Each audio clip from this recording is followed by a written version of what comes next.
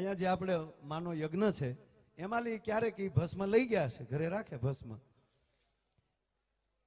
હવે દીકરાની માં એ ભસ્મ લેતા ગયા હોસ્પિટલ, ત્યાં ઘરે પડી હતી, અહીંથી યજ્ઞમાંથી લેતા ગયેલા, અને વાટકીમાં એ ભસ્મને ઘોળી અને માને એટલું કીધું કે માં અમે દુનિયાને કહે છે કે મારી માએ અમને 9 વર્ષે દીકરો આપ્યો અને હવે અમે કેમ કહેવું કે 9 વર્ષે પાછો લઈ લીધો એમ.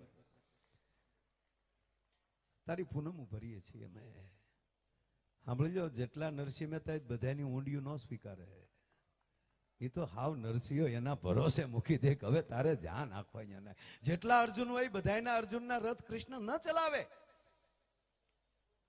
અંદરથી શ્રદ્ધા કેવી થાય. અને સાહેબ ઈ માનું હૈયું ફાટી જાય એવું રુદન કર્યું એને, અને આ જ દીકરાના મોઢામાં એ ભભૂતિનું જળ મૂક્યું.